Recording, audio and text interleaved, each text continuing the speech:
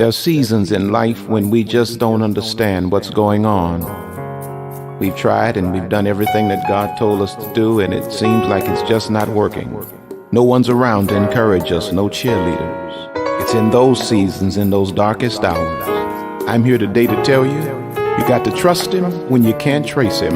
You got to hold on, because what's for you will be yours. You'll make it. Now listen. There are days that I don't think I can make it. Some head and heartaches, just don't think I can shake it. But God, He knows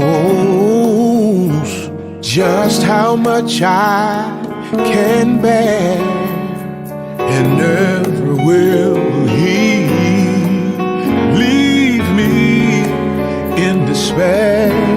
It may be hard right now, but some way, somehow, God will work it out. That's when I'll make it.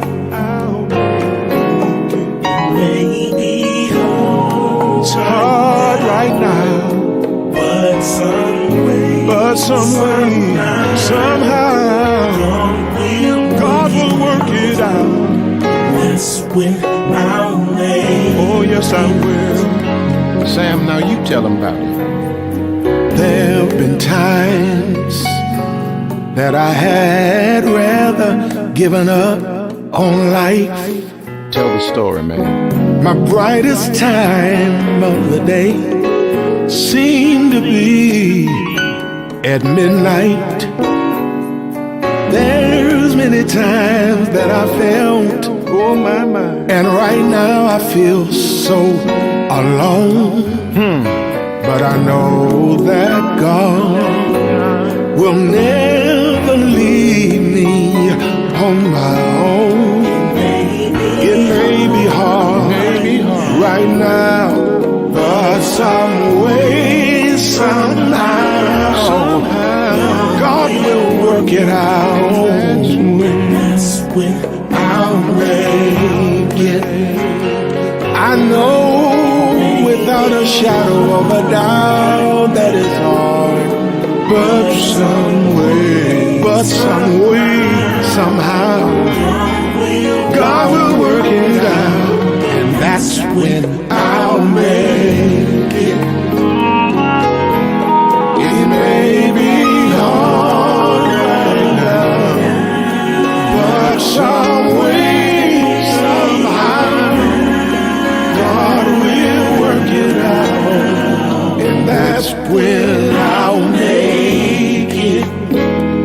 I know it's hard right now.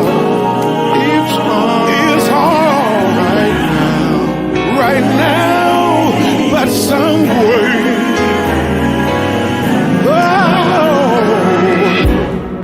I'll make it. Oh, yes, I will. Oh, yeah. I'll make it. Maybe going through the storm right now, but sooner or later, oh, yeah. After the storm is over, after the smoke clears, that's when I'll be near to making it. In the Lord's time, everything is gonna work out fine. Oh yes, it will. Oh, don't have to cry no more. God's gonna give you double for your trouble. Yes, He will. Want somebody to know it's gonna be greater later. Yes, it will. Little brother, I'm glad you told them. You know, we've just come through the most difficult season in our lives. And one thing I've learned about God is that He's everything He ever promised He would be. And I want to say to you today, it's not so much of what you're going through. My brother, my sister, it's about what you're going to. You're gonna make it. It's gonna be all right.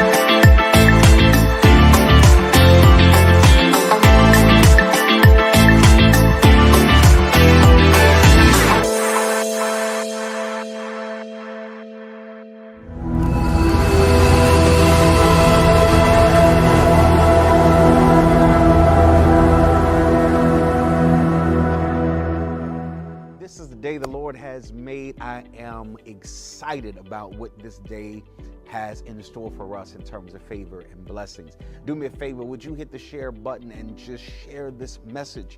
Somebody needs this teaching that you know. I promise you it's going to change their lives. You have just tuned in, and if you've been following me for the last 2 weeks in this new series, this breakthrough series entitled, I Have to Break Up With You. This is the third installment. We started out understanding our need to break up with trust issues. And then in our second installment, we learned the importance of the necessity of breaking up with emotionally unavailable people or relationships. And in this third series, this third installment, we're going to talk about breaking up with overthinking. I want to use Psalm 94 in verse number 19 just for a scriptural backdrop for our lesson. The Bible says, "In the multitude of my thoughts within me, thy comforts delight my soul." In the multitude of my thoughts, there are so many thoughts. They are scattered. They are plenteous, but it is the Lord who comforts our soul. Have you ever considered or realized that you overthink quite a great deal? Have you ever found yourself from time to time saying, you know what, maybe I'm overthinking this? Does this sound familiar to you? Because the truth of the matter is all of us from time to time overthink. And we are almost prone to overthink. There are a lot of decisions that are bombarding us. There are a lot of moves that are dependent upon our decision making and our clear judgment. And so often we find ourselves in a place where we are overthinking. Have you ever been in this chronic cycle of not being able to relax, or you've heard yourself very repeatedly saying things like, I just can't turn my brain off. I try to lay down, I try to close my eyes, but my mind is still going literally 100 miles an hour. And so overthinking can take many forms. It generally begins to manifest when we're in this endless deliberating cycle, where you're always deliberating, never quite making any very definite decision. You are questioning everything all the time, but you are never making any intentional or very definite decisions. And it's interesting because from time to time, all of us overthink matters. We overthink responses. We overthink reactions. And really what overthinking is, it is this loop your mind gets trapped in. And as I thought about it, as I looked over my life in moments where I found myself just habitually overthinking, it's like this loop that your mind gets trapped in. It's like if you're old enough to remember record players, when you would put a record on and it would have a scratch in the record, then the needle would be stuck there and just keep repeating the same phrase or the same line or the same lyric, just repeats itself over and over and over again. And most of you who are watching knows exactly what it feels like to be stuck in this overthinking loop. Keep overthinking everything. I can't make any decision. It hinders progress, certainly stifles any kind of productivity in your life because you become overly obsessed with overthinking. Have you ever been stuck at a period in your life wondering in your mind how much differently your life would be or could have been if you had done things differently? I'm probably sure that we all have, or some may be at this point now where you are literally consumed by the what ifs. Whenever you are contemplating a great deal of what ifs, it could mean that you are stuck in this overthinking loop.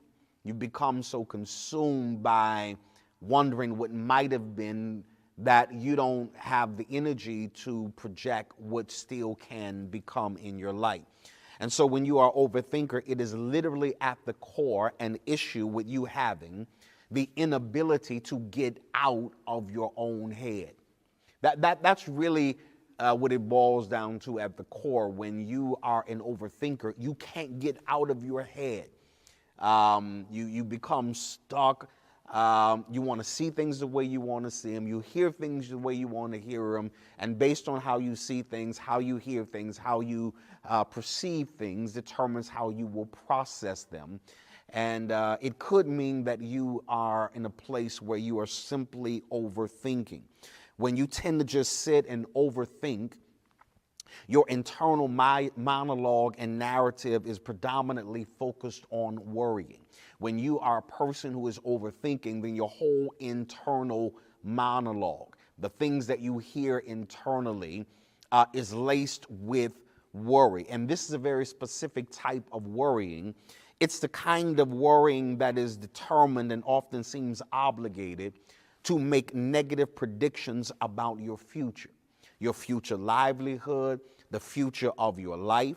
And you can detect it because overthinkers have a distinct language. And this language is influenced by their chronic worrying. And they say things like, I'll never advance in life no matter what I do, how hard I try, it's never going to happen. And you have to identify this pattern if you are going to interrupt it. You have to identify it if you are ever going to have the ability to interrupt it. So when you are overthinking, you are diverting attention and energy that is necessary to pull you out of mental, emotional, and spiritual ruts and direct you to overall healthier routes in life. That is important. When you are overthinking, you're diverting the attention you need in order to pull yourself out of certain ruts in life, out of certain stages of stagnation in your life. But because you're giving so much attention to overthinking, then you are making no progress. When we overthink, it's interesting because when overthinking goes unchecked, it takes a toll on your overall well-being. I like to say it like this, that when you overthink, generally you underact. And consequently, life doesn't go anywhere. It makes no progression because you are so prone to just keep overthinking and underacting. Because when you are engaged in overthinking, you are usually disengaged from everything that is necessary. In other words, if you're in a place where you're just sitting around overthinking, contemplating, prolonging, dragging out things, then it means that you are disengaged from the necessary. And you are so committed to the non-essential things that your life can never make the kind of progress that it needs to make. And so you're in a place where you're overthinking. Now, it's not to say that what you are thinking about is trivial, but it is to say that it's time consuming. That when you're overthinking, it's not necessarily that you are thinking about things that are trivial necessarily, but whatever it is you're thinking about, it is too time consuming and it's counterproductive for you in order to reach your goals, your objectives, and your dream, because you are so consumed, especially when you are drawing these conclusions, you're not getting any closure on any matter, you're just thinking and overthinking, and that overthinking is not bringing you any closer to any resolve, any kind of conclusion, or any kind of closure in your life. Then you have to take dominion over your mind to cease the overthinking activity in order to start moving in the direction you want your life to go. Here's the reality. Most understandings in life or in relationships or in the world for that matter could be avoided if people would simply take the time to simply ask, what else could this mean? That is important because when you overthink or when you're an overthinker, you often reach unfounded assumptions. You assume that this is what they tried to convey, and based on what you assume they tried to convey, you overreact based on an assumption that you've made without it being verified. So when you are an overthinker, it would behoove you to pause for a moment and say, what else could they have meant by this? What else could this mean?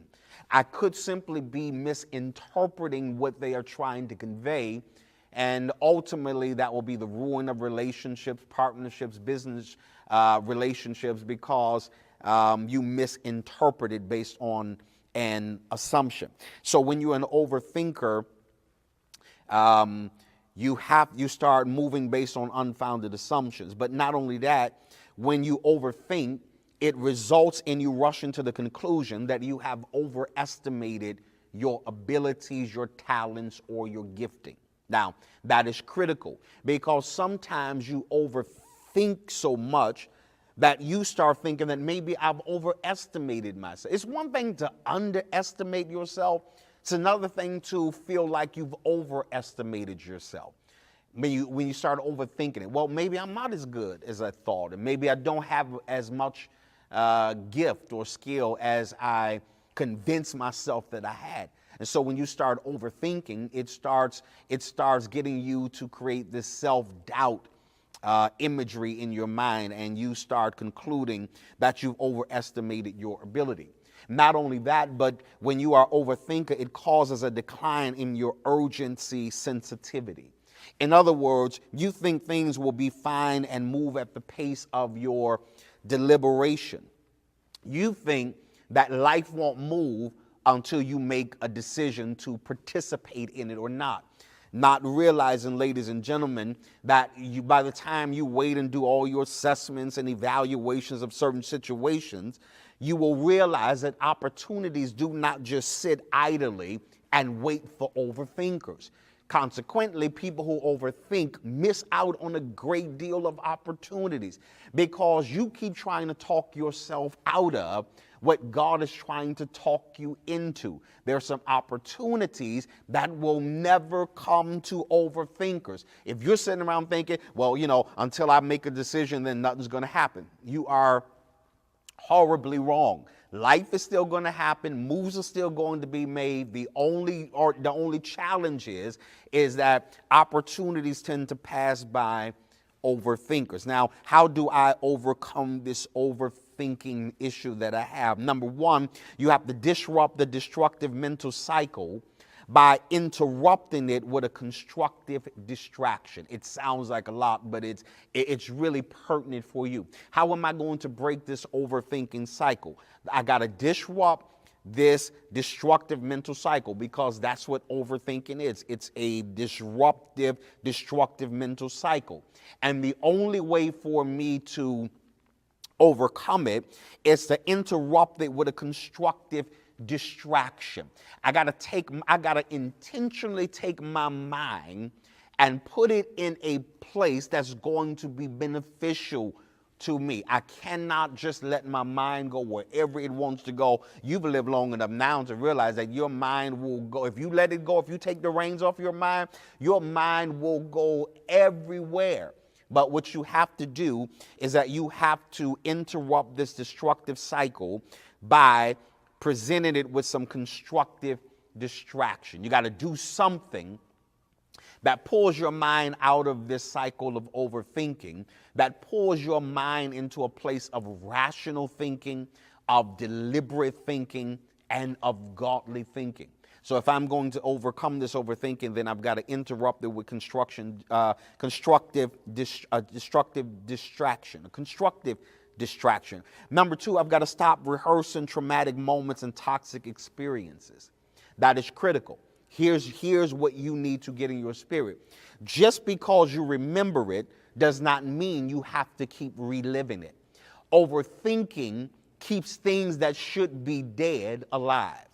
When you start overthinking things, it means that you are still recycling past experiences, particularly those experiences that have been the most traumatic moments of your life, those that have been the most toxic in your life, and you keep reliving it because you will not release it out of your mind. You will not let yourself feel that you are no longer under the obligation to keep reliving moments that have been traumatic and moments that have been toxic. I will say it to you again. Just because you remember it does not mean you have to keep reliving it. So if I'm going to overcome this, I've got to disrupt this destructive mental cycle by interrupting it with a constructive distraction. Number two, I've got to stop rehearsing traumatic moments and toxic experiences. Number three, I've got to stop replaying conversations I've had with people over and over in my head,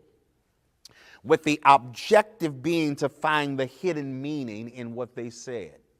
Now, again, that is detrimental to your spirit, your soul, your mind, just about every faculty that you have. You ever had a conversation with somebody and then you go back home and you replaying it, you on your way home, you're driving it.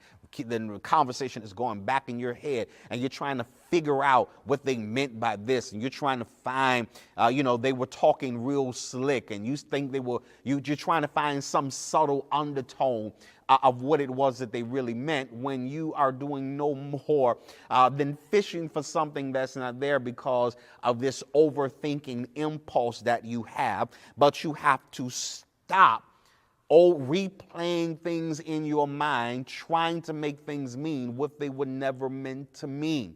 It's going to be distracting, it's going to be discouraging, and it's ultimately going to set you back in ways that you cannot even realize. So I have to stop replaying those conversations. Number four, I've got to stop being regretful and consumed by thinking about all the things you wish you had or had not done.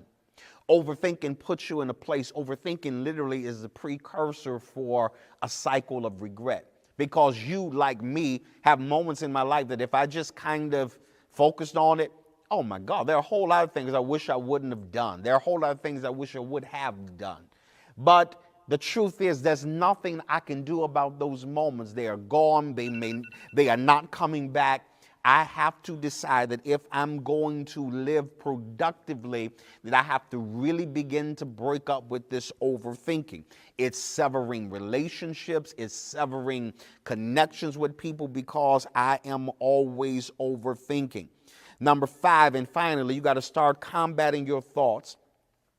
You have to start combating these negative thoughts that are generated by overthinking that can only picture you in a worst case scenario.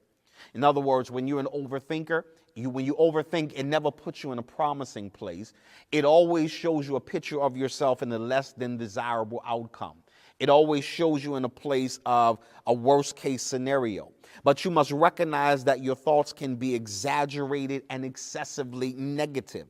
These unhealthy thinking patterns have to be replaced, or inevitably they are going to be repeated.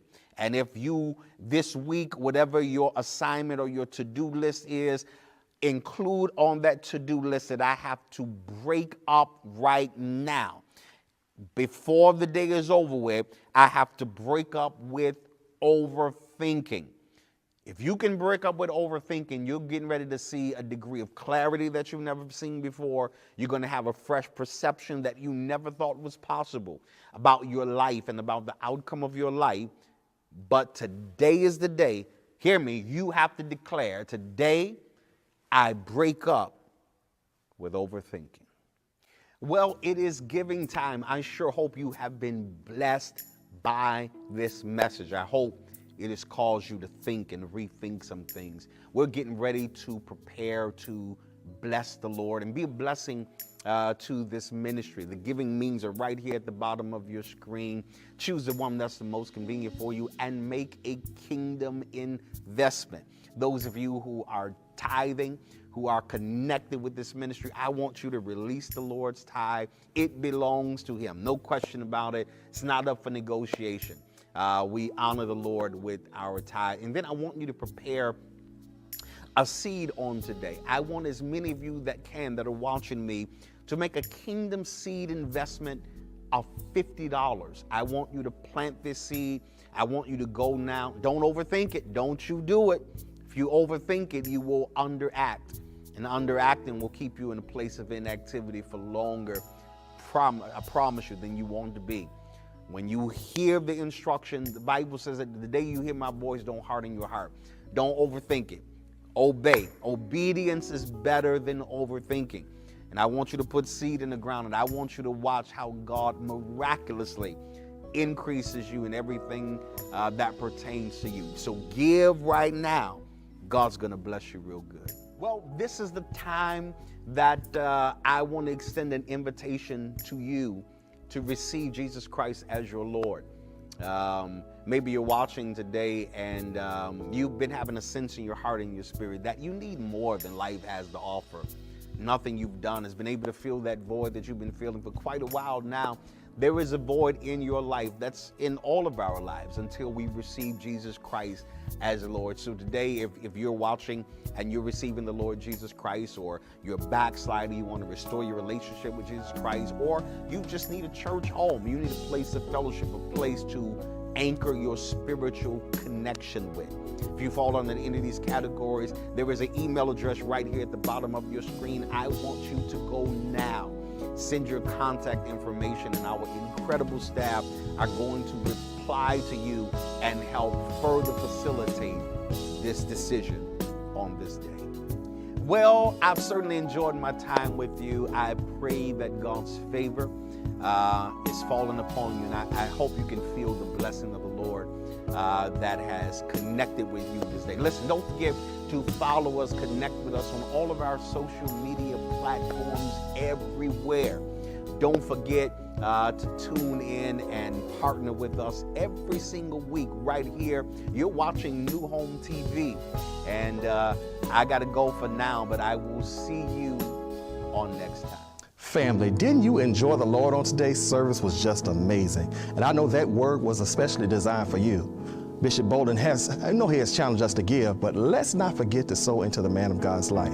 He's been delivering a powerful word to encourage us, to uplift us every week. So let's sow into his life. It's so easy to do. You can go to his Cash App, $Henry W. Bolden 3, or take out your phone, scan that QR code that's on the screen. You can go to his Zelle or his personal website at henrybolden.com. So go ahead, sow a good seed into the man of God's life. It is good ground.